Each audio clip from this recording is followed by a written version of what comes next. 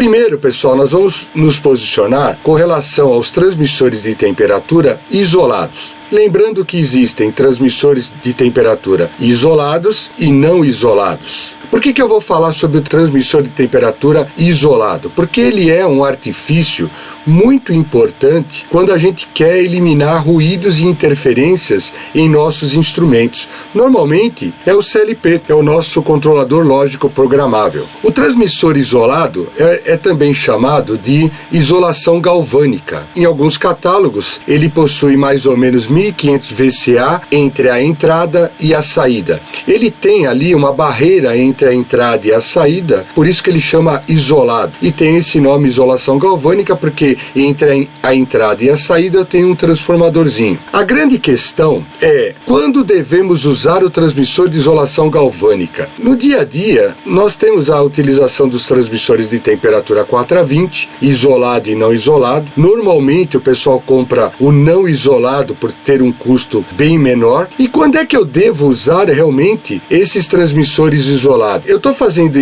essa comparação porque a gente está falando aqui de ruídos e interferências e o transmissor isolado é um componente muito importante para que a gente possa eliminar esses ruídos e interferências. Essa é a única aplicação dele. Quando eu tenho ruídos e interferências, eu uso isolação galvânica. Vamos entender alguns tópicos aqui, pessoal. Para poder isolar entradas, aqui é uma das funções desse transmissor, de instrumentos que possuem entradas não isoladas. Um exemplo típico seria um CLP, cujas entradas não são isoladas. Lembrando que não é todo CLP que tem entradas não isoladas. O custo de um CLP com entradas não isoladas, ele é bem menor. Então, normalmente as indústrias, elas acabam optando por um CLP de entrada não isolada. Ela acaba fazendo um filtro contra ruídos e interferências. Como eu não vou usar só temperatura, eu entro com uma série de sinais, normalmente de 4 a 20 mA, essa interface do CLP, elas são compradas com entradas não isoladas. Eu posso usar, então, o transmissor de isolação galvânica para colocar numa dessas entradas do CLP para que eu torne essa entrada isolada. Então, uma das funções desse transmissor é fazer com que eu possa ter entradas isoladas aonde o meu instrumento não tem. Um outro ponto importante seria problemas de ruídos e interferências externas. Seria a primeira providência a ser tomada. Eu, quando fiz os vídeos, pessoal, sobre ruídos e interferências, é um assunto bem interessante e pouco divulgado. Às vezes as pessoas acabam chutando no dia a dia as soluções quando envolvem ruídos e interferências, tá certo? Quando eu tenho ruídos e interferências, eu acabo usando como um artifício para solucionar esse problema. A primeira providência que eu devo tomar é colocar um transmissor de 4 a 20 isolado, ou seja, com isolação galvânica, para que eu possa